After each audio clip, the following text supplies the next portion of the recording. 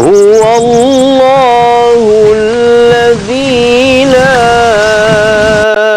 إله إلا هو عالم الغيب والشهادة هو الرحمن الرحيم.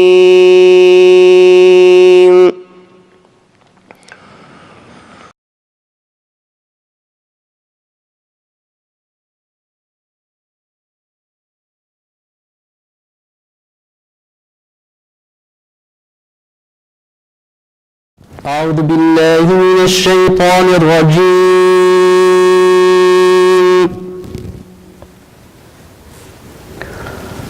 كما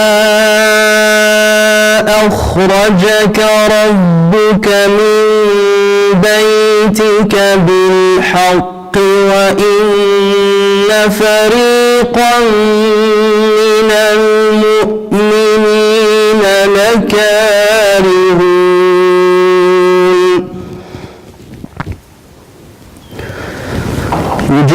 يجادلونك في الحق بعدما تبين كأنما يساقون إلى الموت وهم ينظرون. وإذ يعدكم الله إحدى الطائفتين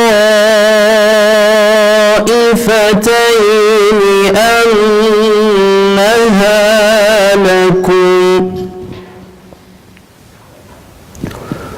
وتودون أن غير ذات الشوكة تكون لكم ويريد الله أن يحق الحق بكلماته ويقطع دابر الكافرين. ليحق الحق ويبطل الباطل ولو كره المجرمون.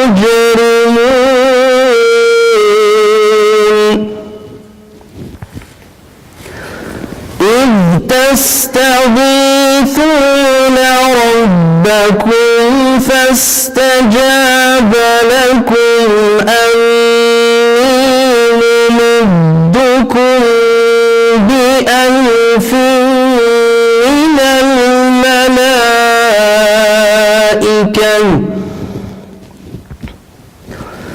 فاستجاب لكم أني ممدكم بألف من الملائكة مردفين.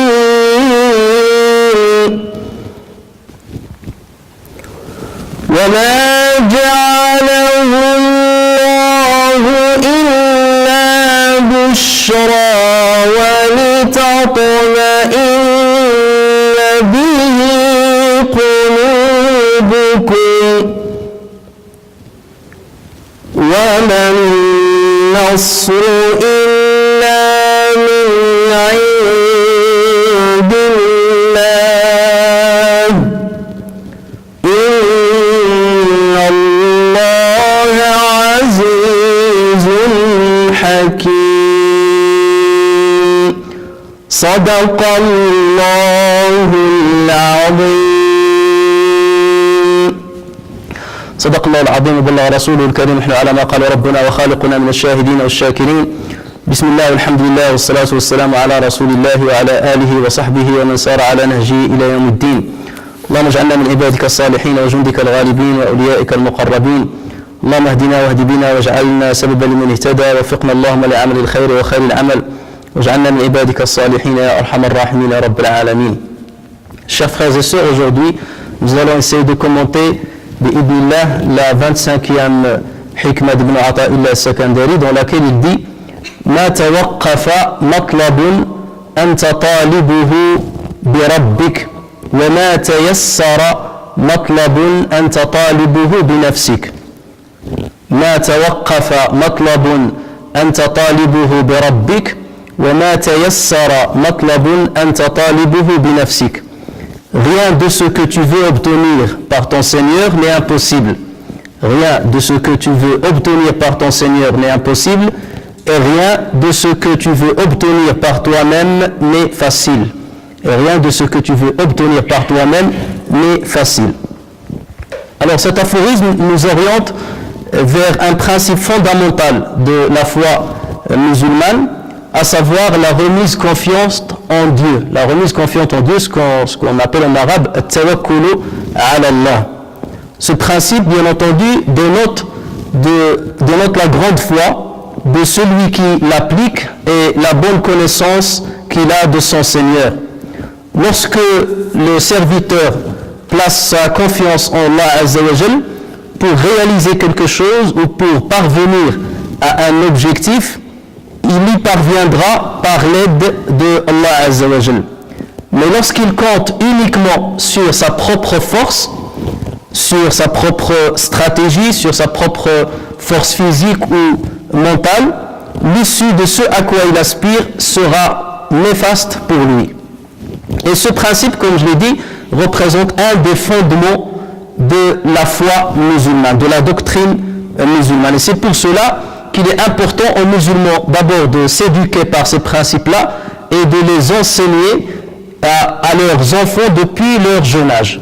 Et c'est ce que faisait le prophète sallallahu alayhi wa sallam. Lorsqu'on lit les hadiths du prophète sallallahu alayhi wa sallam, sa manière d'éduquer la communauté, on voit qu'il réservait certains conseils spécifiquement aux enfants, déjà aux grands, mais il utilisait aussi ces principes-là pour les enfants dès leur jeune âge. C'est ainsi que Abdullah ibn Abbas, qui était à l'époque jeune, rapporte « J'étais derrière le prophète sallallahu alayhi wa sallam sur une monture et il me dit « Ya ghulam, inni u'allimuka kalimat, ihfadillaha yahfadk, ihfadillaha tajidhu tujahak, idha sa'alta fas'alillah, وإذا استعنت فاستعن بالله واعلم أن الأمة لو اجتمعت على أن ينفعوك بشيء لم ينفعوك إلا بشيء قد كتبه الله لك ولو اجتمعوا على أن يضروك بشيء لم يضروك إلا بشيء قد كتبه الله عليك رفعت الأقلام وجفت الصحف. Jeune homme, je vais t'apprendre quelques mots. Et إنه أعلمك كلمات. Le kalimat ici dans ce hadith-là, et même dans le Coran, il y a plusieurs versets qui vont dans ce sens-là. Le kalimat, ça veut dire quelques conseils. Ce n'est pas que des mots, mais ce sont des phrases, des conseils que le prophète sallallahu alayhi wa sallam allait prodiguer à ce jeune homme. Jeune homme, je vais t'apprendre quelques mots, quelques conseils. Sois conscient d'Allah et Allah te protégera. Sois conscient d'Allah et tu le trouveras toujours en face de toi. Et dans une autre version, il lui dit « Sois conscient d'Allah dans l'adversité et tu le trouveras en face de toi dans la facilité. » Ta'arraf ala Allahi fi shiddati ya'rifka fi raha. Il ne faut pas attendre que tu sois dans la difficulté pour que tu sois conscient d'Allah Azza wa Jal. Ta'arraf ala Allahi fi raha ya'rifka fi shidda. C'est-à-dire, sois conscient d'Allah Azza wa Jal dans la facilité et tu le trouveras devant toi dans l'adversité. Donc il ne faut pas attendre qu'on soit dans l'adversité pour essayer de trouver Dieu. Il faut que Dieu, qu'on soit conscient de son existence, de sa proximité à n'importe quel moment de notre vie pour qu'on le trouve devant nous au moment les plus cruciaux de notre vie. Si tu demande à Allah, donc ne demande pas à autre personne, si tu demande à Allah, et si tu cherches de l'aide, cherche-la auprès d'Allah. Et sache que si la nation se rassembler pour que ses membres te fassent profiter d'un bien, ils ne te feront bénéficier que de quelque chose que Dieu avait prescrit pour toi. Et s'ils se rassemblaient pour te faire du mal avec quelque chose, ils ne te feront du mal qu'avec quelque chose que Allah Azza wa Jal a déjà prescrit pour toi. Les plumes, le qalam, dans ce cas, on peut la traduire par les plumes, tout ce qui est écrit. Les plumes ont été levées et les pages ont séché. Autrement dit, les pages dans lesquelles on a inscrit le destin, ce qui va arriver à l'homme, sont déjà séchées, ça veut dire rien ne pourra les changer. C'est un hadith qui est rapporté par l'imam Tirmidhi qui dit que c'est un hadith hasanun sahih, c'est un hadith bon et authentique. Alors, ce hadith-là représente un des piliers principaux de l'islam et de la foi en Allah Azza wa Jal, puisque ce hadith nous fait ancrer quelques bases de la croyance islamique. La première de ces bases, c'est d'être toujours conscient d'Allah Azza wa Jal pour l'avoir auprès de soi à n'importe quel moment de sa vie. La deuxième chose, c'est qu'il faut toujours demander à Allah Azza wa Jal, et pas forcément à sa création, même pas à soi-même. L'autre chose, c'est lorsqu'on veut chercher de l'aide, il faut la chercher auprès de Allah Azza wa Jal.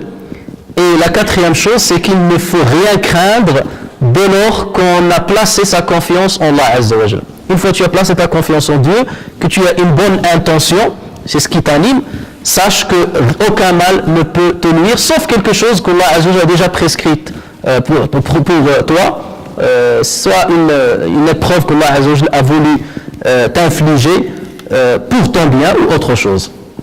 Et c'est sur ces bases que s'appuie justement l'aphorisme d'Ibn Ata'illah al-Sakandari: rien de ce que tu veux obtenir par ton Seigneur n'est impossible.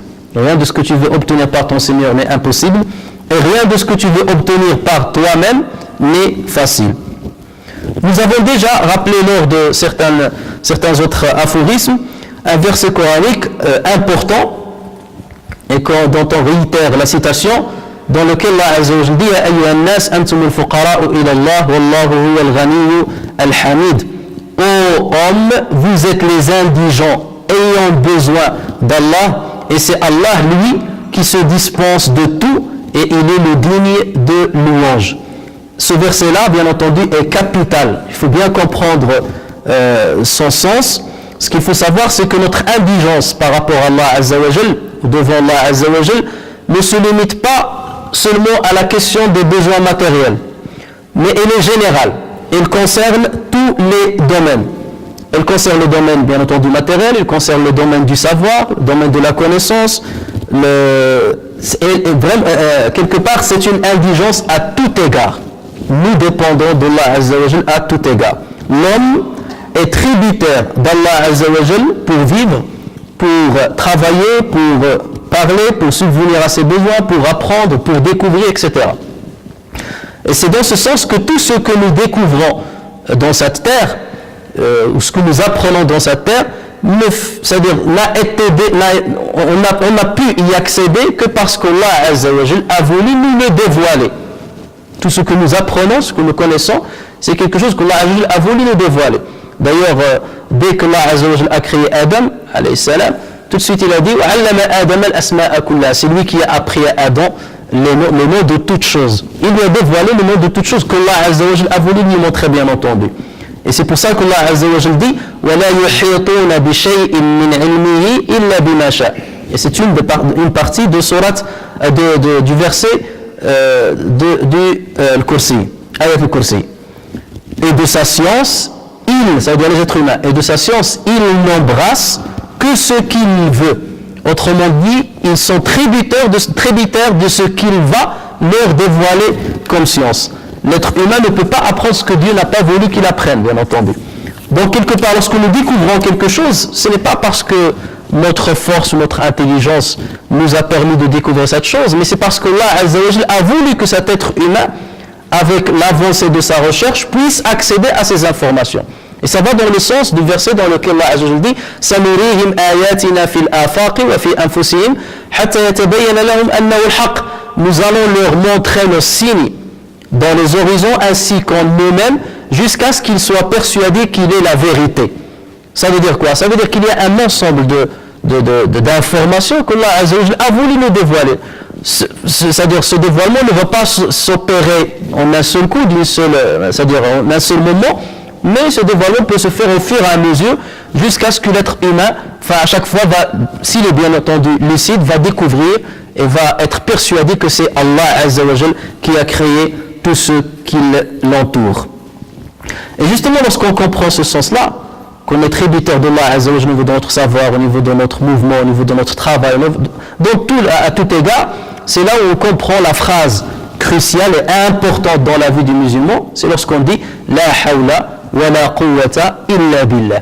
Cette formule-là, c'est une formule qui est importante lorsqu'on comprend son sens, la profondeur de son sens. « La hawla wa la quwwata illa billah ». Il n'y a de force et de puissance qu'avec Allah.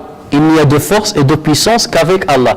Autrement dit, il n'y a pas de puissance en moi, il n'y a pas de force en moi. Cette force-là est tributaire de la donation d'Allah Azza wa Jal. Autrement dit, nous sommes comme quelque part une machine. Dans une machine, certes, tu vas trouver un moteur, tu vas trouver des pièces électroniques et tout, mais cette machine-là dépend de l'électricité, elle dépend du secteur électrique. Il faut la brancher pour qu'il puisse fonctionner. Vous avez une voiture, elle peut être, c'est-à-dire la plus belle voiture du monde, le meilleur moteur, toute une mécanique qui est bien sophistiquée, mais elle a besoin que tu la démarres. Il faut que c'est toi qui l'as peut-être fabriquée, mais tu as besoin de la démarrer et de la contrôler pour qu'elle avance. Donc, quelque part, c'est à Dieu qu'appartient le meilleur exemple, avec tout ce de quoi nous sommes composés, les muscles, le cerveau et tout cela, s'il n'y a pas une donation continuelle de Allah Azza wa Jal, jamais l'être humain ne peut s'autogérer par lui-même. Il y a toujours cet apport divin à l'être humain à chaque instant de sa vie pour qu'il puisse vivre et pour qu'il puisse accomplir sa mission sur cette terre. Donc cette phrase de la hawla wa la quwwata illa billah représente la clé de la réussite dans l'ici-bas et dans l'au-delà lorsqu'il est dite et comprise dans son sens le plus profond. Mohammed ibn Ishaq rapporte que un compagnon qui s'appelait Malik al-Ashja'i est venu voir le prophète sallallahu alayhi wa sallam lui dire « Mon fils Aouf a été captivé par l'ennemi. » Lors d'une bataille peut-être, ou lors d'un voyage, son fils a été captivé par l'ennemi et sa mère est profondément peinée pour lui. Donc il n'arrive pas à dormir, il ne cesse pas de pleurer. Alors le prophète sallallahu alayhi wa sallam lui a dit « Envoie-lui un message, trouve une solution de lui envoyer un message de ma part et dis-lui que le messager de Dieu te demande de multiplier la citation de cette phrase. La hawla wa la quwwata illa billah. Dis-lui de répéter cette phrase. » Et justement, donc l'information est parvenue à Aouf ibn Malik al-Ashja'i et Allah Azza wa Jal lui a facilité la tâche pour qu'il soit détaché des chaînes par lesquelles on l'avait ligoté. Donc il s'est détaché de ces chaînes-là et il a fui l'ennemi et au cours de sa fuite, il a trouvé un troupeau de chameaux de l'ennemi donc il a pris un chameau et il a pris tout le troupeau avec lui. Et il est revenu chez lui avec un immense troupeau de chameaux. Quelque part, voilà, alors qu'il était captivé, tout ce qu'il cherchait, c'est déjà de sauver sa vie. Voilà maintenant que Allah Azza wa Jalla lui sauva la vie et lui donna des biens auxquels il n'aurait jamais pensé. Et c'est sur cet événement que certains savants, certains exégètes disent que Allah Azza wa Jalla a révélé le verset وَمَنْ يَتَّقِ اللَّهَ يَجْعَلْ لَهُ مَخْرَجًا وَيَرْزُقْهُ مِنْ حَيْثُ لَا يَحْتَسِبُ. Celui qui craint Allah Azza wa Jalla lui donnera une issue favorable. Et lui accordera ses dons par des moyens sur lesquels il ne comptait pas. Et tout ceci, c'est parce que cet homme-là a su le sens, il a compris le sens de la hawla wa la quwwata illa billah. Il l'a répété. Et justement, lorsqu'on parle de dhikr, qu'il y a certaines formules à répéter, la hawla wa la quwwata illa billah, inna lillahi wa inna ilayhi raji'un, subhanallah, alhamdulillah, Allahu akbar. Pourquoi l'islam nous dit de les répéter souvent? Parce que c'est dans la répétition que la compréhension commence à s'approfondir. La citation de ces phrases-là ou de ces formules-là en une seule fois ne suffit pas. Il faut la répéter. C'est dans cette répétition-là que tu commences à comprendre le sens. Parce que ce sont des phrases qui dénotent d'une grande largesse, qu'on a besoin de les répéter souvent pour en même temps méditer dessus et trouver plusieurs exemples de notre vie quotidienne qui seront légitimés par cette phrase, ou bien qui seront explicités par cette phrase, ou parce que ces phrases-là vont nous orienter dans plusieurs problèmes que nous vivons sur cette terre. Donc l'homme est continuellement approvisionné par une force de la part d'Allah Azza wa Jal, laquelle force lui permet bien entendu de parler, de marcher, de lire, de réfléchir, de dormir, ainsi de suite. Et à n'importe quel moment, Allah Azza wa Jal peut nous soustraire cette force-là, ce secteur-là, ce fil-là, le tirer, le couper. À n'importe quel moment, Allah peut nous soustraire justement cette force-là et nous ne pouvons plus rien faire. Et ça, on le voit dans les exemples de ceux qui tombent malades, qui deviennent grabataires du jour au lendemain.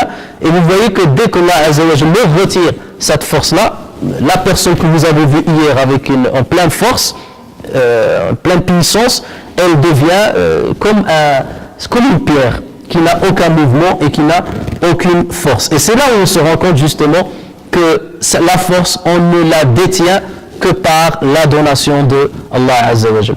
Et regardez même certains problèmes médicaux qui nous arrivent, des maladies qui nous arrivent. On a beau les guérir, prenons l'exemple par exemple, vous avez une main qui se coupe, ou bien un nerf qui se coupe, lorsqu'on vous fasse une opération pour justement recolmater le nerf, vous avez besoin de faire une rééducation, de recommencer à zéro, comme si vous êtes encore un enfant. Rééducation pour bouger, rééducation pour palper ou autre chose. Et tout cela, c'est parce que Allah Azza wa Jalla justement nous donne une force, mais cette force-là doit trouver l'outil matériel et physique qui va quelque part la traduire en un mouvement ou un geste ou une parole ou autre chose. Donc il faut les deux quelque part. Il y a l'outil que Allah Azza wa Jalla lui-même a créé et il y a cette force qui va être donnée à cet outil pour qu'il puisse accomplir son devoir et son rôle. Le musulman donc est invité à se rendre compte de cette vérité et à être continuellement reconnaissant à l'égard de son Seigneur et se remettre constamment à lui. De dire tout ce que je fais dans ma vie, c'est grâce à Allah Azza wa Jal. Donc je me remets à Allah Azza wa Jal. Je demande l'aide à Allah Azza wa Jal. Et je demande ce dont j'ai besoin à Allah Azza wa Jal. Lorsque l'itinérant se rend compte que sa vie dans ses moindres détails dépend d'Allah Azza wa Jal, il n'omettra jamais de son esprit qu'il doit demander l'aide à Allah dans tout ce qu'il entreprend et ne jamais se fier à sa propre force. Ceci, bien entendu, ne l'empêche pas d'utiliser les moyens pour parvenir à ce qu'il cherche, mais il doit comprendre que c'est l'aide de Allah Azza wa Jal qui lui permet d'utiliser ces moyens. Voilà, il y a les moyens, je suis le chemin des moyens, la voie des moyens, l'asbab, mais je sais que c'est Allah Azza wa Jal qui va rendre ces moyens maniables entre mes mains. Et sans l'aide d'Allah Azza wa Jal, j'ai beau avoir les moyens, ça ne peut pas marcher. Vous êtes dans le chômage, il faut utiliser des moyens, d'écrire des CV, d'envoyer à des boîtes. Si vous restez chez vous, rien ne se fait. Mais vous avez beau écrire le meilleur CV qui existe dans le monde, avec des couleurs, tout ce que vous voulez, si Allah Azza wa Jal ne veut pas que vous accédez à ce travail-là, vous n'y accéderez pas. Et vous, parfois, il se peut que vous fassiez un travail modeste, ou une recherche modeste, Allah Azza wa Jal vous facilite le chemin. Mais lorsque je dis modeste, ça veut dire qu'il faut quand même que ça dépasse un certain seuil. Il ne faut pas que ce soit en dessous d'un certain seuil, parce que le travail en lui-même, c'est une reconnaissance vis-à-vis d'Allah Azza wa Jal. Puisque tu utilises les outils que Dieu t'a donnés, tu utilises les nombres, l'intelligence que Allah Azza wa Jal t'a donnée, c'est une manière d'être reconnaissant à Allah Azza wa Jal. Mais s'asseoir chez soi et dire je me remets à Allah Azza wa Jal et c'est lui qui me guidera, c'est que tu n'as absolument rien compris. Fais déjà bouger les dons que Allah Azza wa Jal t'a donnés. C'est une preuve de respect d'Allah Azza wa Jal, que tu utilises les moyens dont il t'a doté. Et d'ailleurs le prophète sallallahu alayhi wa sallam dit Al-mu'min al-qawi khayrun wa ahabbu ila Allah mina al-mu'min al-da'if wa fi kullin khayr. Le croyant fort est mieux et plus aimé par Allah que le croyant faible. Et il y a du bien en chacun. Ihris ala ma yanfa'uka wasta'in billahi wa la ta'jaz. Sois attentif à tout ce qui t'est utile et demande l'aide d'Allah et ne baisse pas les bras. Et c'est là la phrase sur laquelle il faut souligner. Demande l'aide d'Allah, mais ne baisse pas les bras. Wa in asabaka shay'un فلا تقل لو أني فعلت كذا وكذا ولكن قل قدر الله وما شاء فعل فإن لو تفتح عمل الشيطان. C'est un hadith rapporté par Muslim. si un malheur te touche, ne dis pas, ah, si j'avais fait ceci ou cela, mais dis plutôt, c'est Allah qui m'a prédestiné cela, et ce qu'il a voulu est arrivé, car le mot si, par regret, ouvre les portes aux œuvres de diable. Alors, recommençons ce hadith, le croyant fort. Donc fort, ça veut dire qu'il utilise les moyens, qu'il utilise sa force, qu'il utilise son intelligence. Le moyen fort est mieux et plus aimé par Allah que le croyant faible. Et il y a du bien en chacun, ça veut dire même le croyant faible, il y a du bien en lui. Ça, on le reconnaît bien entendu.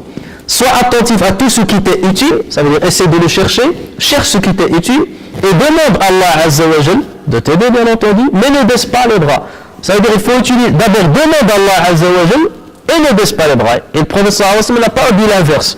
Il n'a pas dit ne baisse pas les bras et demande à Allah Azza wa Jal. Il n'a pas dit utilise les moyens et ensuite demande à Allah Azza wa Jal l'aide. Non, il faut d'abord dire Ya Rabbi, aide-moi dans ce que je veux entreprendre et ensuite ne baisse pas les bras. Utilise tes bras, ta force pour aller à la recherche de ce que tu veux. Et si un malheur te touche, ne dis pas j'aurais dû dire ça, si j'avais fait ça, ça aurait été mieux, si j'avais fait ça, ça aurait été mieux, mais dis c'est Allah Azza wa Jal qui a voulu et ce que Dieu a voulu est arrivé. Mais ça c'est dans le cas où tu as suivi bien entendu ce conseil-là depuis le départ. Pourquoi? Parce que le professeur dit le mot si ouvre la porte du diable, ou la porte des œuvres du diable. Parce que lorsque tu commences à dire si, c'est comme si tu te bases exclusivement sur ta force. Tu dis, j'ai fait ça, ça n'a pas marché, j'aurais dû faire ça, ça aura marché. Et là, quelque part, tu mets à l'écart l'intervention d'Allah Azza wa Jal. Et c'est que tu n'as absolument rien compris à la chose. Normalement, il faut suivre les choses par l'ordre. C'est que je dois être attentif à ce qui est bien pour moi, chercher ce qui est bien pour moi. Demander à Allah Azza wa Jal de m'aider pour y parvenir, et ensuite utiliser et user tous les moyens qui sont entre mes mains pour parvenir à cet objectif. Le prophète sallallahu alayhi wa sallam, donc c'est ce que je dis, a dit demande l'aide d'Allah, mais ne baisse pas les bras. Autrement, avant d'entreprendre quoi que ce soit, il faut commencer par demander l'aide d'Allah Azza wa Jal et ensuite utiliser les moyens, mais bien entendu des moyens licites. La réussite des moyens vient d'Allah Azza wa Jal. Ça, il faut le savoir. Nous avons des moyens, on utilise les moyens, mais la réussite apportée par ces moyens-là vient d'Allah Azza wa Jal. Ce ne sont pas les moyens qui te donnent la réussite. Cette réussite, elle est donnée par Allah Azza wa Jal à travers ces moyens. Et c'est là où on comprend une partie des versets qu'on a récités au début de cette intervention. Lorsque Allah Azza wa Jal dit « إِذْ تَسْتَغِيثُونَ رَبَّكُمْ فَاسْتَجَابَ لَكُمْ أَنِّي مُمِدُّكُمْ بِأَلْفٍ مِّنَ الْمَلَائِكَةِ مُرْدِفِينَ وَمَا جَعَلَهُ اللَّهُ إِلَّا بُشْرًا وَلِتَطْمَئِنَّ قُلُوبُكُمْ وَمَا النَّصْرُ إِلَّا مِنْ عِنْدِ اللَّهِ إِنَّ اللَّهَ عَزِيزٌ حَكِيمٌ » Et rappelez-vous le moment où vous imploriez le secours de votre Seigneur, et là Allah Azza wa Jal fait référence à la bataille de Badr. Dans cette bataille, le nombre des musulmans était insignifiant. L'ennemi était 3 fois plus nombreux que les musulmans. Les musulmans étaient à peine 314 combattants, l'ennemi était composé de plus de 900 combattants, même les moyens, les compagnons avaient quelques chameaux, et la majorité marchait sur leurs pieds, alors que les polythéistes avaient, bien entendu, ils étaient bien armés, ils avaient des chevaux, ils avaient des chameaux, donc ils avaient tous les moyens pour emporter la bataille de Badr. Et c'est là où les musulmans s'en sont remis à Allah Azza wa Jal. Ils ont supplié Allah Azza wa Jal, ils ont demandé l'aide d'Allah Azza wa Jal. Donc, que dit Allah Azza wa Jal de cette situation? Il dit, et rappelez-vous le moment où vous imploriez le secours de votre Seigneur, et qu'il vous exauça aussitôt, je vais vous aider d'1 millier d'anges, déferlant les uns à la suite des autres. Allah ne fit cela que pour vous apporter une bonne nouvelle et pour qu'avec cela vos cœurs se tranquillisent. Il n'y a de victoire que de la part d'Allah. Il n'y a de victoire que de la part d'Allah. Allah est puissant et sage. Et d'ailleurs, juste avant le début de la bataille, le prophète sallallahu alayhi wa sallam a pris une poignée de sable qu'il a jeté de loin, qu'il a jeté sur les polythéistes. Il n'y a pas un combattant polythéiste sans qu'il ne soit tout dans ses yeux par ce sable-là. Alors que théoriquement, ce geste-là ne pouvait pas, c'est-à-dire ce sable-là ne pouvait pas toucher plus de 900 personnes. Ça aura touché au maximum 1 ou 2, sachant que le prophète était loin. Mais malgré ça, ce sable a touché les yeux de tout le monde. Et donc, quelque part, ils étaient aveuglés à un certain instant, et c'est là où les musulmans ont eu le courage de les attaquer, de partout. Et c'est pour ça qu'Allah Azza wa Jalla dit « وَمَا رَمَيْتَ إِذْ رَمَيْتَ وَلَكِنَّ اللَّهَ رَمَى » Lorsque tu as jeté, ou bien lorsque tu as lancé, ce n'est pas toi qui as lancé, mais c'est Allah Azza wa Jalla qui a lancé. Lorsque tu as lancé, ce n'est pas toi qui as lancé, mais c'est Allah Azza wa Jalla qui a lancé. Ce n'est pas vous qui avez tué ces polythéistes, mais c'est Allah Azza wa Jalla qui les a tués. Alors si on s'arrête sur justement la bataille de Badr, là on va voir que les musulmans étaient faibles dans leur apparence. Au niveau du matériel, ils étaient faibles. Ils étaient au niveau du nombre, personne ne pouvait prédire que les musulmans allaient l'emporter. D'ailleurs, même certains croyants ont commencé à douter, à avoir peur. Mais ils avaient autre chose qui était plus importante, c'est l'aide de Allah Azza wa Jal. Ils savaient que Allah Azza wa Jal était avec eux. Et c'est à ce moment-là qu'ils ont supplié Allah Azza wa Jal. Ils n'ont pas dit on va seulement utiliser les stratégies et s'arrêter là. Ils ont demandé à Allah Azza wa Jal, ils sont sortis, ils ont utilisé les stratégies pour l'emporter, bien entendu, dans la manière dont ils ont fait disposer leur armée, l'endroit qu'ils ont choisi. Et d'ailleurs le prophète sallallahu alayhi wa sallam sait très bien qu'il a pris le conseil d'un compagnon qui lui a dit vaut mieux que tu t'installes à cet endroit-là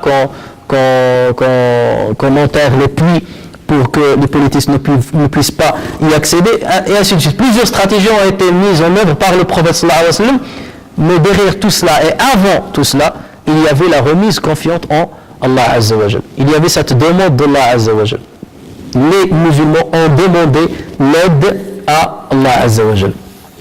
Et c'est pour cela c'est de là qu'on comprend ce que dit Ibn Ata'illah al-Sakandari, rien de ce que tu veux obtenir par ton Seigneur n'est impossible.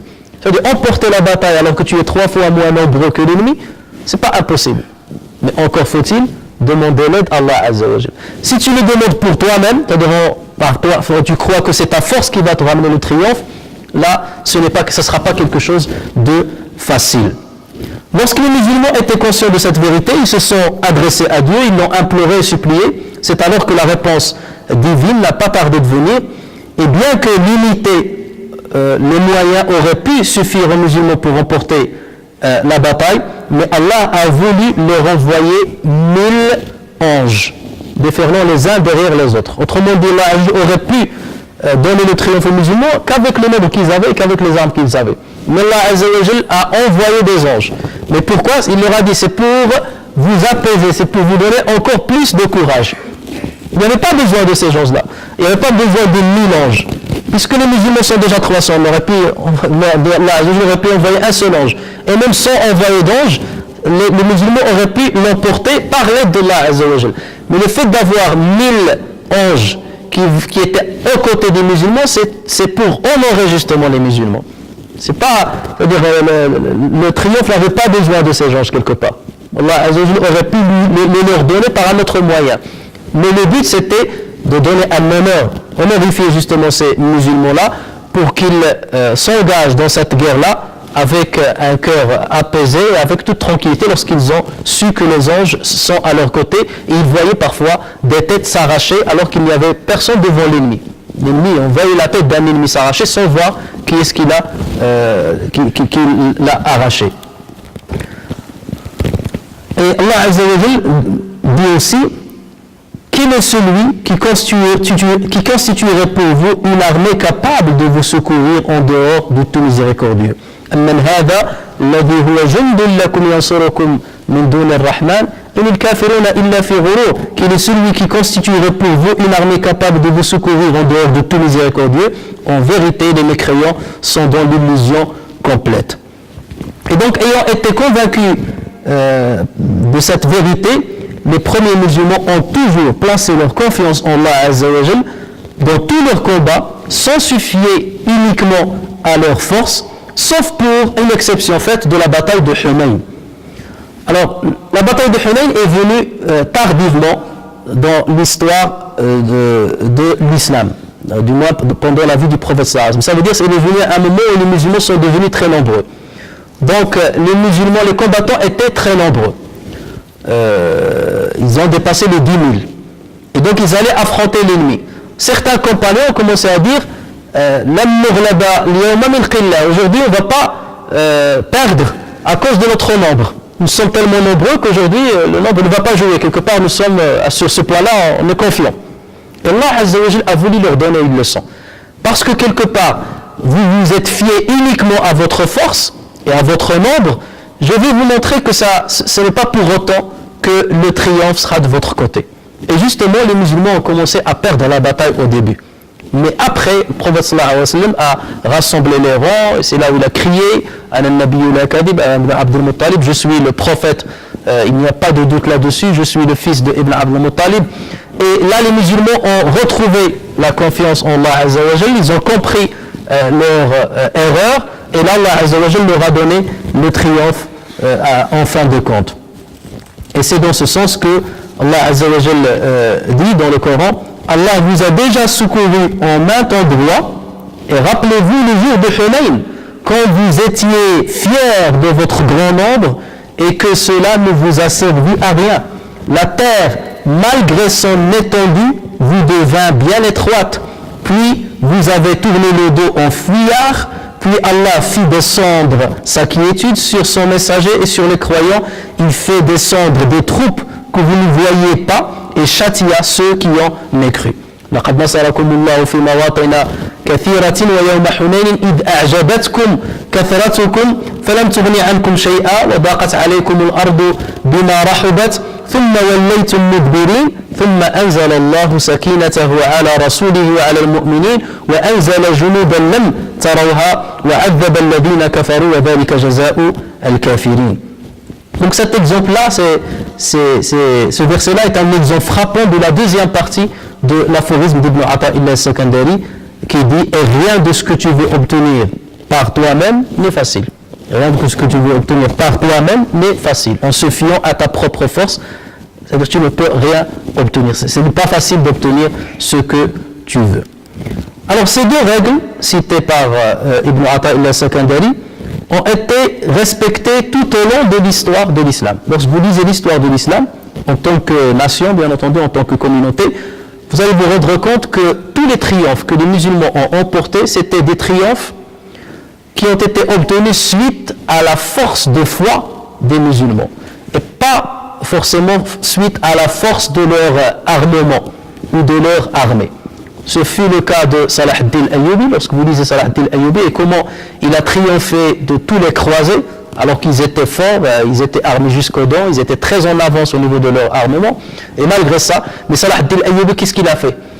Il a su que pour l'emporter, il ne faut pas se fier uniquement à l'armement, bien qu'il a pris ça en compte, mais il faut quelque part renforcer la foi des musulmans. Et c'est pour cela qu'il a commencé à apprendre le Coran au monde de son armée et à établir des assises d'apprentissage du Coran, d'exégèse du Coran, d'apprentissage de l'islam à son armée. Quelque part, c'était l'arme la plus importante par laquelle ils allaient affronter l'ennemi. Ce fut le même cas de Mohammed al-Fatih qui a conquis Constantinople. Et le prophète sallallahu alayhi wa sallam justement a prédit sa venue. Le Constantinople sera conquise par les musulmans, qu'il est béni le conquérant qui va la conquérir et qu'il est béni l'armée qui va le faire. Mohammed al-Fatih, pareil, son maître l'a éduqué depuis son enfance, il l'a préparé justement à cette tâche, il l'a doté d'une grande foi, il lui a enseigné les principes fondamentaux de la foi, il a été élevé dans cet esprit-là, et c'est pour cela que Allah Azza wa Jal lui a donné le triomphe de ses ennemis. Lorsque Allah Azza wa Jal nous dit dans le Coran وَأَعِدُّوا لَهُمْ مَا اسْتَطَعْتُمْ مِنْ قُوَّةٍ وَمِنْ رِبَاطِ الْخَيْلِ تُرْهِبُونَ بِهِ عَدُوَّ اللَّهِ وَعَدُوَّكُمْ وَآخَرِينَ لَا تَعْلَمُونَهُمْ اللَّهُ يَعْلَمُهُمْ. Et préparez pour lutter contre eux tout ce que vous pouvez comme force et comme cavalerie équipée, afin d'effrayer l'ennemi d'Allah et le vôtre, et d'autres encore que vous ne connaissez pas en dehors de ceci, mais qu'Allah connaît. Par ce verset, Allah Azza wa Jalla nous apprend qu'il ne faut pas non plus baisser les bras. C'est ce que disait le hadith. Il ne faut pas baisser les bras et prétendre se remettre à Allah Azza wa Jalla. Parce qu'il y a certaines personnes, et c'est ce qu'on appelle tawakkul, et non pas tawakkul. Tawakkul, c'est de se fier à l'aide d'Allah Azza wa Jalla sans utiliser les moyens pour y parvenir. Et ça, c'est un manque de respect vis-à-vis de Allah Azza wa Jalla. Celui qui fait cela, il ne comprend pas. Il y a des gens parfois qui veulent entreprendre des projets énormes, et lorsque tu lui dis, mais attends, c'est-à-dire, est-ce que tu as utilisé les moyens pour parvenir à ces objectifs-là que tu as tracés? Il te dit, mais Allah Azza wa Jalla est avec nous, nous allons triompher, je vais y arriver, Inch'Allah. Mais attends, quels sont les moyens que tu as mis entre tes mains? Non, mais sans mettre les moyens, l'aide de Dieu va venir. Ça, c'est un manque de respect vis-à-vis d'Allah Azza wa Jalla. Allah a établi des règles sur cette terre-là.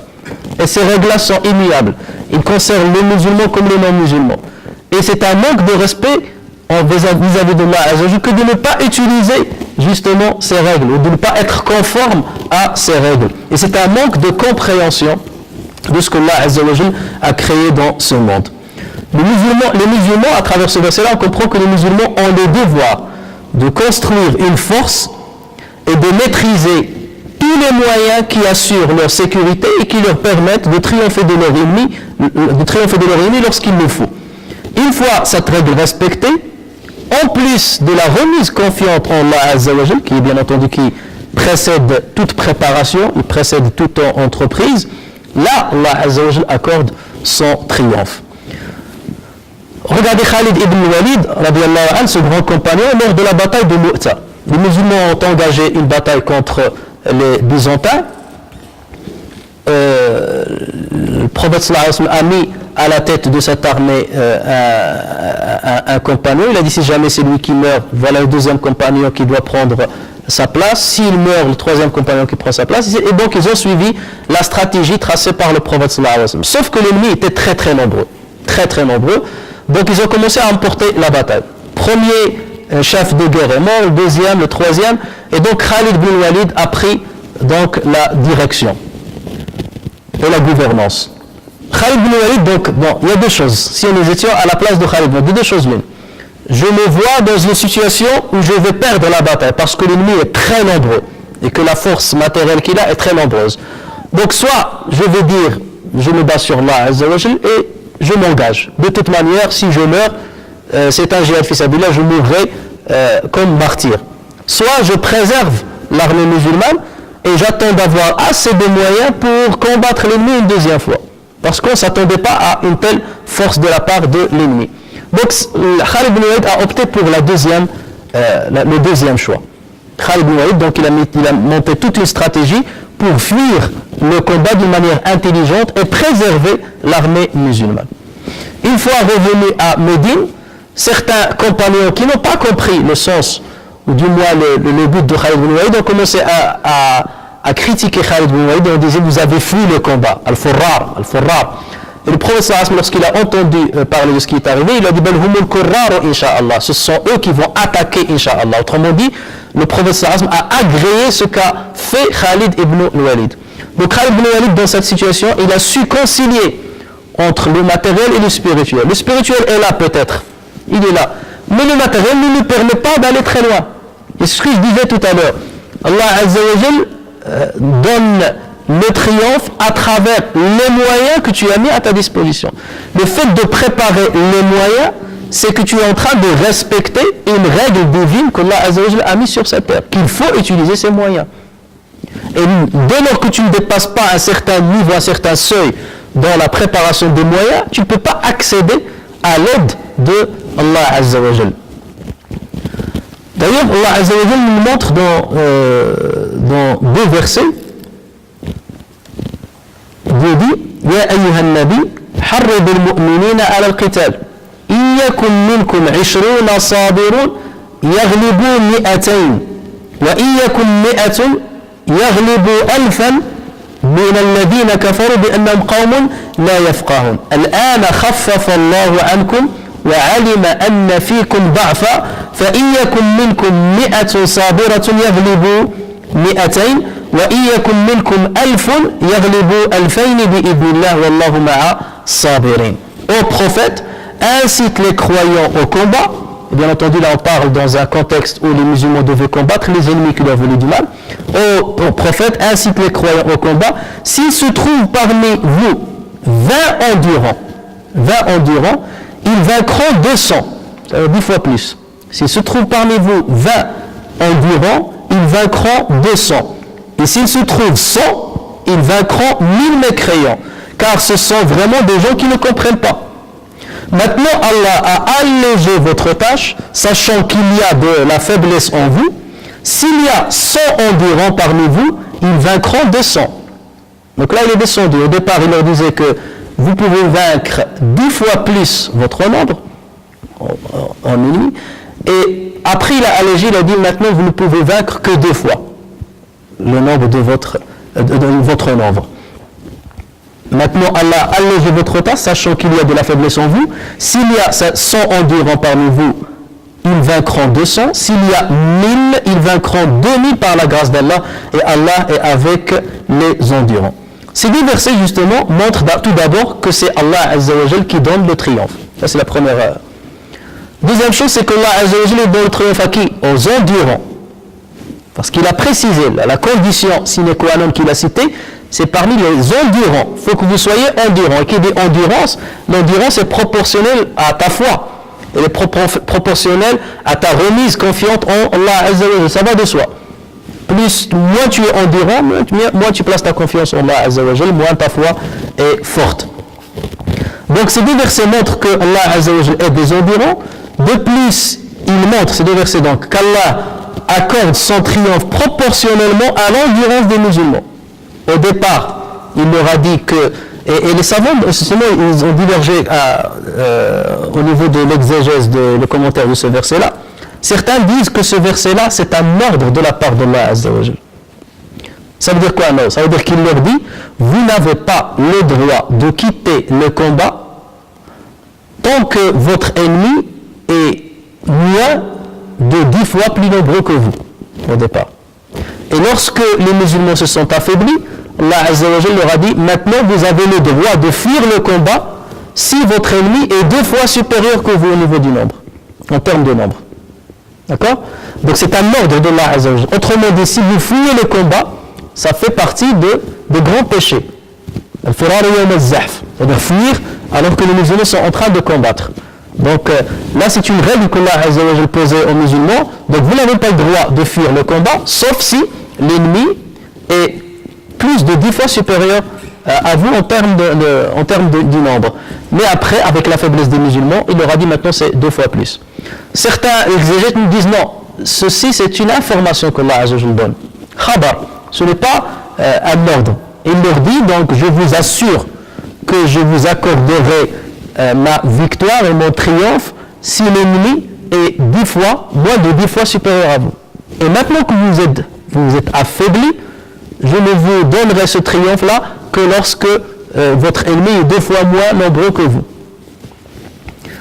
Donc, peu importe la divergence qu'il y a entre les savants, certains disent que le deuxième verset est venu abroger le premier.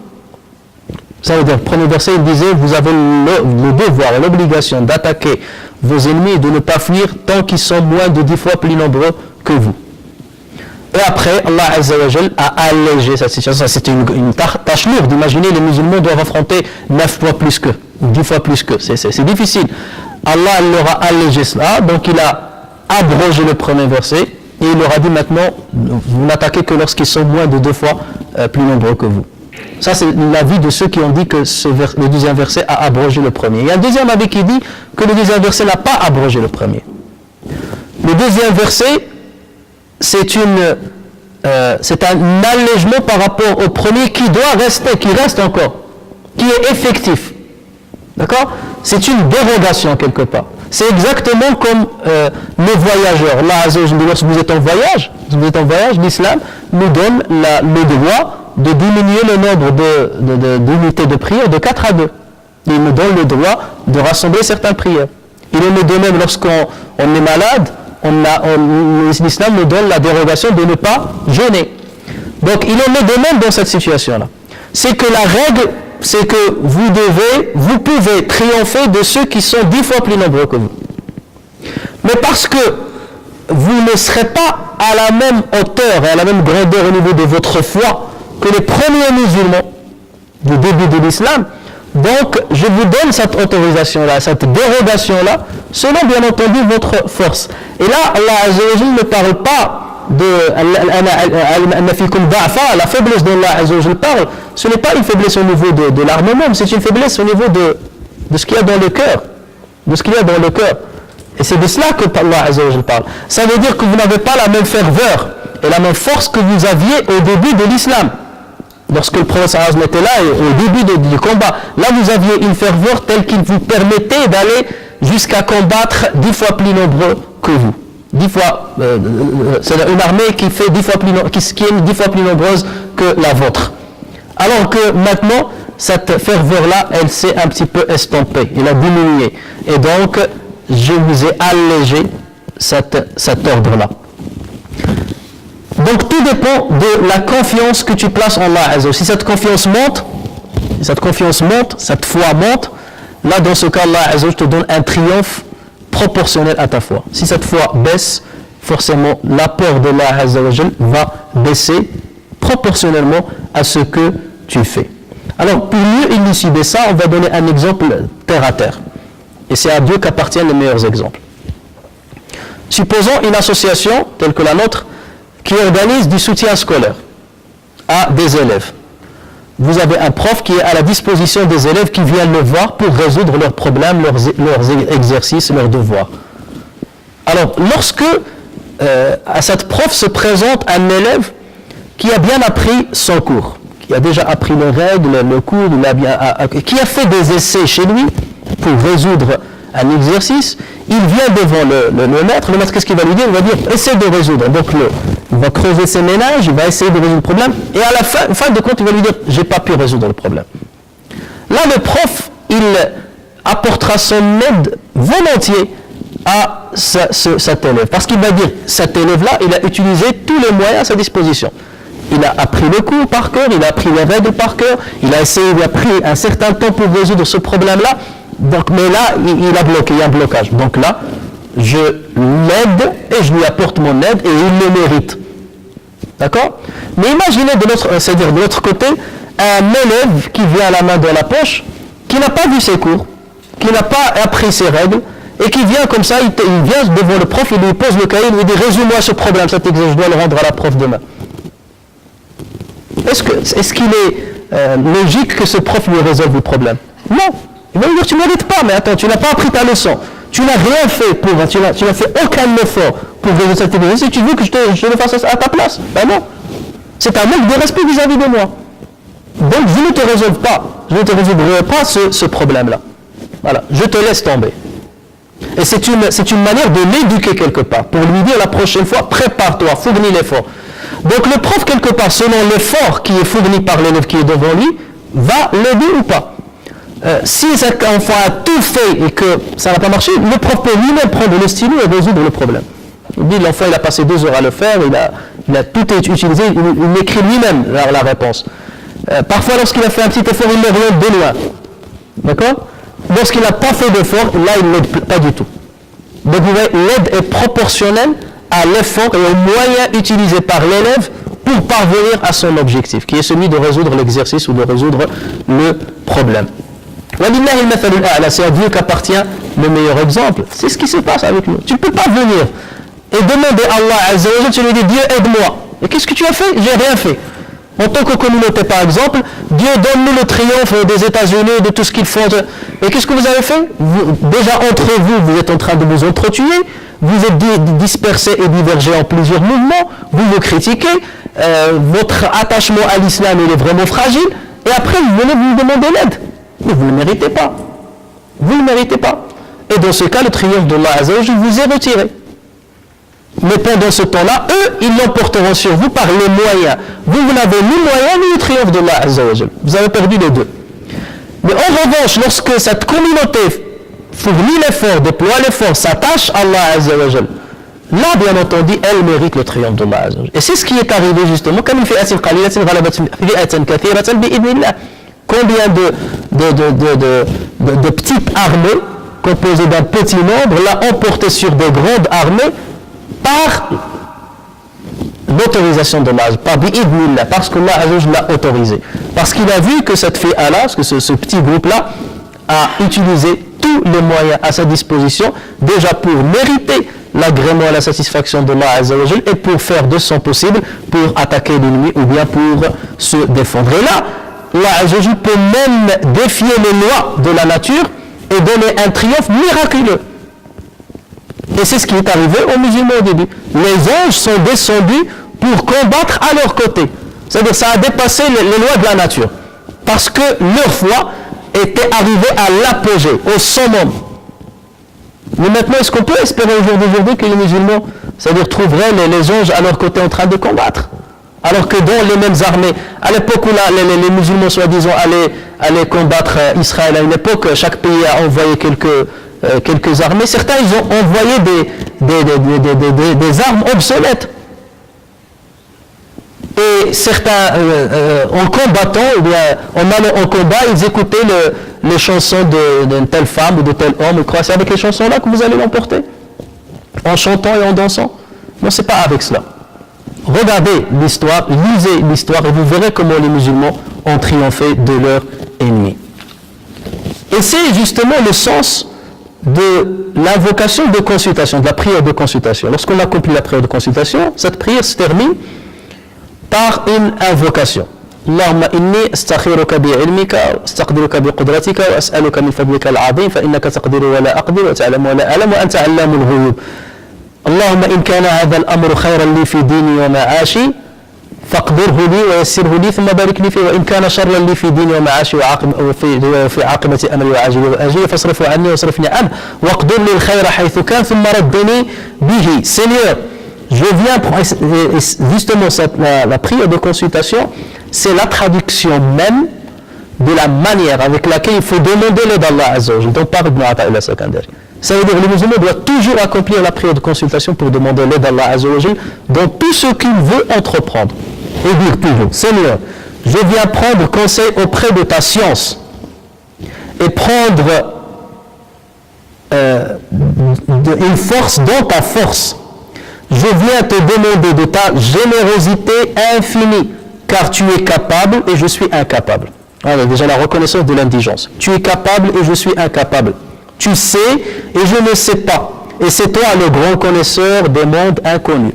Seigneur Allah, si tu sais que cette affaire est pour moi une source de bien pour ma religion, pour ma vie ici-bas et pour ma destinée future, et dans une autre version, pour mon présent et pour mon futur, destine-la moi, facilite-moi sa réalisation et bénis-la moi. Et si tu sais que cette affaire est pour moi une source de mal, pour ma religion, on va toujours la question la plus importante, pour ma religion, pour ma vie d'ici-bas et pour ma vie, ma destinée future, ou dans une autre version, pour mon présent et pour mon futur, détourne-la de moi et détourne-moi d'elle et prédestine-moi le bien où il se trouve et inspire-moi la satisfaction de ce bien.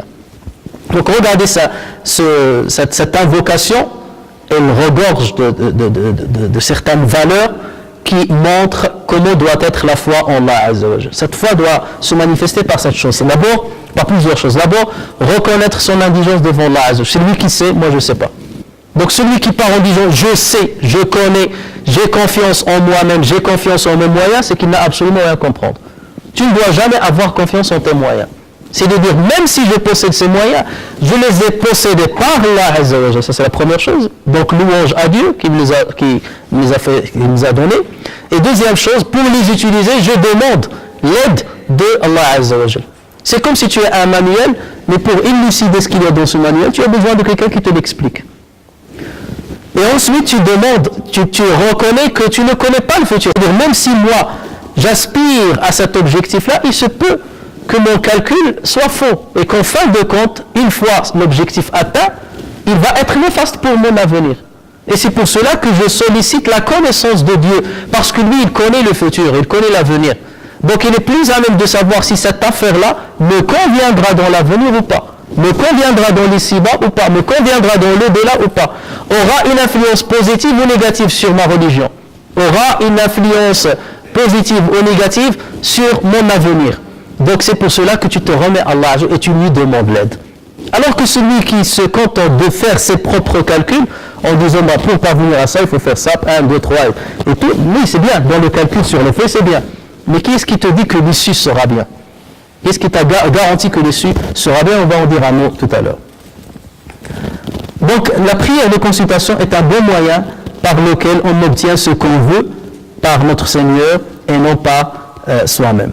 Rien de ce que tu veux obtenir par ton Seigneur n'est impossible et rien de ce que tu veux obtenir par toi-même n'est facile. ما توقف مطلب أنت طالبه بربك وما تيسر مطلب أنت طالبه بنفسك.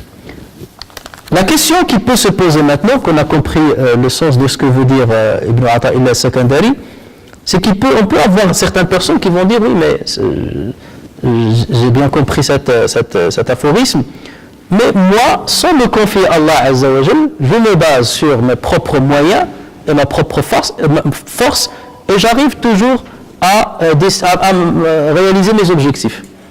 Je voulais avoir le diplôme intel, j'ai bien travaillé à la fac, j'ai bien travaillé, j'ai révisé, et je suis parvenu à avoir mon diplôme, à avoir tel travail. Donc quelque part, cet aphorisme, quelque part, n'est pas forcément véridique. C'est ce que peut dire comme protestation certaines personnes. Et à cette question, on peut apporter deux éléments de réponse. Alors, le premier élément, c'est que ce que dit Ibn Ata'illah al-Sakandari, il faut écouter bien ce qu'il dit. Lui, il dit que rien n'est impossible si tu demandes à Allah Azza wa Jal de te le réaliser. Rien n'est impossible si c'est à Allah Azza wa Jal que tu demandes de te le réaliser. Et rien n'est facile si tu te fies uniquement à ta propre force. Il n'a pas dit tout est impossible si tu te fies à ta propre force. Il n'a pas dit ça. Ça veut dire on se fie à ta propre force, excepté, c'est-à-dire uniquement sans se fier à Allah Azza wa Jal, sans se remettre à Allah Azza wa Jal, tu peux parvenir. Il n'a pas dit que c'est impossible, mais il dit ce n'est pas facile. Qu'est-ce qu'il entend par ce n'est pas facile? Ça veut dire qu'il se peut que tu arrives à destination, à réaliser ton objectif, mais après cet objectif-là, une fois atteint, il sera contre toi. Il sera néfaste pour toi. Il va te mener vers une autre voie qui va te devenir néfaste. Prenons l'exemple. Quelqu'un il dit moi je voulais me marier parce que c'est ça qui intéresse surtout les jeunes. Je voulais me marier, je fais les calculs, voilà, la femme que je veux, il faut qu'elle soit ainsi, les yeux bleus, le diplôme intel, qu'il vienne à la mosquée 2 fois par semaine, qu'il suive des cours, tout ça, ça me donne la garantie que c'est une femme musulmane, pratiquante, il a le hijab, il a ceci, il a cela. Donc voilà, j'ai rien demandé à Allah, j'ai utilisé toute mon intelligence, toutes les conditions que mon intelligence m'a montré, et voilà, j'ai entrepris le mariage, et j'ai réussi, alhamdoulilah, où est le problème? Et alhamdoulilah, la femme, voilà, je l'ai, elle est mon épouse. Mais dans ce cas, est-ce que tu as garanti que cette épouse-là sera bénéfique pour toi, ou que toi tu seras bénéfique pour cette épouse? Combien de musulmans et musulmans pratiquants qui ont entrepris cette démarche-là en se basant uniquement sur les éléments de leur raison et qui ont échoué dans leur mariage? Ou qui te dit que cette dame, ou toi, ou la femme, qui te dit que cet homme va vivre assez longtemps pour vivre bien avec lui? Il se peut qu'Allah Azza wa Jal, si tu en te fiant à Allah Azza wa Jal, en plaçant ta confiance sur Allah Azza wa Jal, qu'Allah Azza wa Jal t'empêche de te marier avec telle personne, parce qu'Allah Azza wa Jal sait que cette personne peut-être qu'il va tomber malade d'ici peu. Elle va tomber malade, avoir, je sais pas moi, une maladie tellement grave que tu vas passer toute ta vie à s'occuper de lui et jamais tu ne profiteras de la vie à ses côtés. Il se peut que cette personne lui arrive à tel malheur, il se peut que toi... Donc tu ne sais pas, même si tu as fait tous tes calculs, tu n'as pas la garantie que la réussite sera de ton côté. Donc c'est pour cela qu'il faut toujours se fier à Allah Azza wa Jal, parce qu'il y a une zone d'ombre que nous ne maîtrisons pas. La zone d'ombre, c'est le futur, c'est ce qui va arriver. Et seul Allah Azza wa Jal la connaît et la dévoile. Donc dans ce cas-là, il faut qu'on se fie uniquement à Allah Azza wa Jal, et là tu es confiant, tu es serein. C'est comme quelqu'un qui... je sais pas moi, il part, il te dit je vais aller chercher de grosses pierres, ramener des grandes pierres, Et on lui dit, mais attends, avec la faiblesse que tu as, tu ne peux même pas ramener les pierres. Tu t'as vu comment tu es, tu vas monter dans la montagne pour ramener ces pierres-là, c'est pas possible. Il te dit, non, mais j'ai un tel qui est avec moi. Et en regardant les muscles d'un tel, là tu dis, ah oui, maintenant je comprends. Là je comprends, si c'est un tel avec toi, maintenant je comprends. Ça veut dire qu'il a placé ça. Il est parti vers une entreprise, mais en se fiant, et en mettant, donc déjà il se base sur lui, mais en même temps il a pris une aide avec lui sur laquelle il a placé toute sa confiance. Ça veut dire que là je suis sûr que en cas de difficulté, lui j'arriverai à m'en sortir. Donc voilà l'élément de réponse. Ça veut dire qu'il y a des mécréants qui ne croient pas en Allah Azza wa Jal, qui entreprennent certaines choses et qui arrivent à destination et arrivent à réaliser leur objectif. Là, ils leur dit, mais c'est tant mieux pour vous. Mais est-ce que vous avez la garantie que Dieu sera satisfait de vos objectifs une fois atteints et que Allah va faciliter ces objectifs pour qu'ils soient une valeur ajoutée à votre foi, pour que vous soyez dans les plus hauts degrés dans le paradis? Ça, vous n'êtes pas sûr. Le même objectif atteint peut être la cause de ta perdition. Et comme en parlant du mariage, encore une fois, combien de personnes il a trouvé la belle femme qu'il cherchait, dont il rêvait, le prince charmant, bien la femme a trouvé le prince charmant, et après c'est de ce prince charmant que les problèmes sont venus. Et la vie c'est-à-dire s'est transformée en une amertume durable. Et là le calcul n'a servi absolument à rien. Deuxième élément de réponse, c'est que cet aphorisme s'adresse à celui qui croit en Dieu, et non pas à celui qui ne croit pas en Dieu. Parce que déjà, ça serait aberrant que quelqu'un dise « moi je ne crois pas en Dieu, ben, je fais ça et cet aphorisme ne s'applique pas ». Si tu ne crois pas en Dieu, tu n'es pas concerné. Mais ceci n'empêche pas que Allah Azza wa Jal ait mis des règles sur cette terre, et qui gère cette terre-là. Et ces règles sont immuables. Et que le mécréant peut utiliser ces règles-là et réussit. Il n'y a pas de problème. Mais est-ce que pour autant, Allah je lui garantira le paradis? Là, c'est autre chose. Là, c'est autre chose. Ces aphorismes, bien ces conseils-là, s'adressent à celui qui est croyant. Et dès lors que tu te dis croyant, c'est que tu as établi un pacte avec Allah. Tu t'es engagé avec Allah. Tu lui as dit, Seigneur, je crois en toi. Je suis ton serviteur et je me soumets à toi. Donc, à partir de là, ce pacte-là nécessite de toi certains engagements et le respect de certaines moralités, le respect d'un certain comportement vis-à-vis avec Allah Azza wa Jal. Sinon, ton islam n'est pas véridique. Donc, parmi ces engagements-là, parmi ces moralités qu'il faut respecter, c'est le fait justement de se tourner toujours vers Allah Azza wa Jal et de demander toujours l'aide d'Allah Azza wa Jal et ne jamais se fier uniquement à ta propre force. Concernant le mécréant, Allah Azza wa Jalla dit si bien, il dit La yaghurrannaka taqallubul ladhina kafaru fil bilad mata'un qalil thumma ma'wahum jahannam wa bi'sa al-mihad. Que ne t'abuse pas la versatilité dans le pays de ceux qui sont infidèles, c'est-à-dire de ceux qui sont mécréants, piètre jouissance, puis le refus sera l'enfer. Et quelle détestable couche. Si c'est pour terminer dans l'enfer, ça ne doit pas quelque part, quelle détestable couche, quelle détestable issue en fin de compte. Donc nous, ce que nous cherchons, c'est la vie de l'ici-bas, Rabbana atina fid dunya hasana, et la vie de l'au-delà, wa fil akhirati hasana, les deux. Ceux qui ne croient pas en Allah Azza wa Jal, eux, ils cherchent seulement de l'ici-bas. Et là, Allah Azza wa Jal a mis des règles, comme je dis, et si ces gens-là utilisent ces règles-là, respectent ces règles-là, ils peuvent avoir la jouissance de l'ici-bas. Mais Allah Azza wa Jal me dit, mais cette jouissance, elle est limitée dans le temps. Et rappelez-vous des hakams qui sont présents. Elle est limitée dans le temps. Ce n'est pas ce qui compte lorsqu'on compare la terre, la vie sur terre, à la vie qui nous attend dans l'au-delà. Et pour avoir plus d'éléments de réponse, puisque cette question doit forcément de se poser, Ibn Ata'illah al-Sakandari va faire suivre cet aphorisme par deux autres aphorismes qu'on expliquera, Inch'Allah, d'ici 15 jours, et dans lesquels, donc l'aphorisme 26 et l'aphorisme 27. Et d'ailleurs, je tenais à dire que je me suis trompé sur le numéro de l'aphorisme de la dernière et de l'avant-dernière fois. En fait, celui d'aujourd'hui, c'est le 25e. La dernière fois, j'avais dit que l'autre était le 23e, c'était le 24e, je pense. Donc, dans l'aphorisme 26, Ibn Ata'illah al-Sakandari dit Min alamati al-najhi fi al-nihayat ar-ruju'u ila Allah fi al-bidayat. Le signe du succès final, c'est le retour à Dieu dans le commencement. Le signe du succès final, c'est le retour à Dieu dans les commencements. Et dans l'autre aphorisme, parce qu'on peut lier ces deux aphorismes sont étroitement liés, Man ashraqat bidayatuhu, ashraqat nihayatuhu. Celui dont les débuts sont illuminé aussi sera sa fin. Celui dont les débuts sont illuminé aussi sera sa fin. Mais lorsqu'on parle ici de la fin, on ne la limite pas uniquement à la fin de la vie d'ici-bas. Il faut aussi parler de ce qui nous attend dans l'au-delà.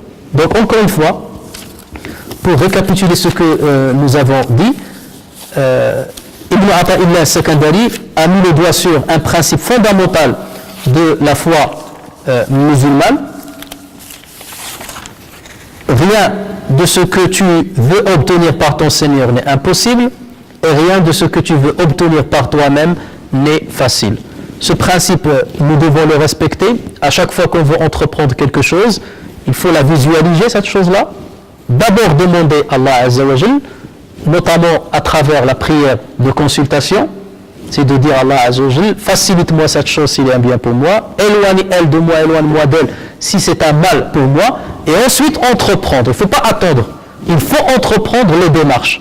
Et cela, ceci répond à ceux qui disent j'ai accompli la prière et je n'ai pas vu de rêve.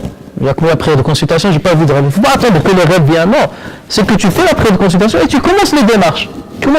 Après, soit ces démarches-là, tu vas remarquer qu'ils vont te compliquer les choses, vont être compliquées et l'objectif deviendra difficile à atteindre. Donc, dans ce cas, qu'est-ce que tu dois dire? Alhamdulillah, Dieu peut-être a choisi pour moi autre chose. Donc, tu restes satisfait et serein. Tu ne dis pas, pourquoi ça ne s'est pas venu? Non, tu restes serein. Sûrement, il y a un bien derrière cette difficulté-là. Et c'est Allah Azza wa Jal qui sait mieux que moi. Et si Allah Azza wa Jal te facilite la tâche et que le moyen devient facile entre tes mains, c'est que Allah Azza wa Jal agrée pour toi cet objectif que tu veux atteindre. Mais si tu fais l'inverse, c'est-à-dire tu mets la charrue devant le bœuf, c'est que tu as accompli déjà tes choix sur des critères seulement qui se basent sur les éléments de ta raison, et ensuite tu t'adresses à Allah Azza wa Jal, c'est que tu te trompes, c'est que tu n'as pas compris bien les choses. Et c'est ce qui malheureusement arrive à plusieurs personnes. Et je cite toujours cet exemple du mariage parce qu'il est pertinent. Mais les personnes commencent d'abord, ils cherchent, et lorsqu'ils trouvent, et ils décident de ce qu'ils veulent, ils décident, voilà, c'est un tel que je veux, parfois il a téléphoné, il a vu et tout, après il demande à Allah Azza wa Jal, facilite-moi, si un tel est bien pour moi. Non, c'est pas comme ça que ça se passe. Donc il y a un objectif, demande à Allah Azza wa Jal l'aide, et ensuite commence à chercher et commence à entreprendre et utiliser tous les moyens qui sont entre tes mains pour que Allah Azza wa Jal te facilite les choses. Si tu te bases sur Dieu, rien n'est impossible. Si tu te bases sur toi-même, tu n'as aucune garantie que ça marche. Ça peut marcher, mais tu n'as aucune garantie que ça marche. Mais si tu te bases sur Dieu, c'est sûr que ça marche si ce que tu cherches est un bien pour toi. Si ce n'est pas un bien pour toi, Allah Azza wa Jal te compliquera forcément les choses pour ton bien, parce que tu t'es remis d'une manière confiante à lui, et il sera justement au rendez-vous et il te répondra par ce qui va te garantir un bonheur sur terre et un bonheur surtout dans l'au-delà. اللهم صل على محمد وعلى آل محمد وبارك على محمد وعلى آل محمد كما صليت وباركت على إبراهيم وعلى آل إبراهيم في العالمين إنك حميد مجيد. اللهم اهدنا واهد بنا واجعلنا سببا لمن اهتدى. اللهم اغفر لنا ذنوبنا وتجاوز عن سيئاتنا وارحمنا يا أرحم الراحمين. اللهم إنا فقراء في غنانا فكيف لا نكون فقراء في فقرنا. اللهم إنا جهال في علمنا فكيف لا نكون جهولين في جهلنا. اللهم أغننا بالحلم وزينا بالتقوى. اللهم يسر أمورنا أجمعين يا أرحم الراحمين يا رب العالمين. اللهم إن صغرت في جنب طاعتك أعمالنا فقد كبرت في جنب رجائك آمالنا. اللهم إن ظننا بجودك أن تقبلنا مرحومين فلا تردنا بالخيبة محرومين. اللهم إنك أعززت أنفسنا بإيمانك فلا تذلها بين أطباق نيرانك. اللهم إنا إن تلونا من كتابك شديد العقاب أشفقنا وإذا تلونا منه الغفور الرحيم فرحنا. فنحن اللهم بين أمرين لا يؤمننا كتابك سخطك ولا يؤسنا من رحمتك فاضرب علينا سرادقات رحمتك واشملنا بحفظك وعنايتك. اللهم إن أخطأنا طريق النظر لأنفسنا بما فيه كرامتنا فقد تبينا طريق الفزع بما فيه سلامتنا. اللهم إن منا ما يدل على جهلنا ومنا ما يدل على تقصيرنا ومنك اللهم ما يدل على جودك وفضلك وغناك فعاملنا اللهم بما أنت أهل له ولا تعاملنا بما نحن أهل له، فأنت أهل التقوى وأهل المغفرة يا أكرم مسؤول ويا خير مأمول. وصل اللهم وسلم وبارك على المصطفى الأمين وعلى آله وصحبه أجمعين وعلى من تبعهم بإحسان إلى يوم الدين. سبحانك اللهم وبحمدك نشهد أن لا إله إلا أنت نستغفرك ونتوب إليك. سبحان ربك رب العزة عما يصفون وسلام على المرسلين والحمد لله رب العالمين.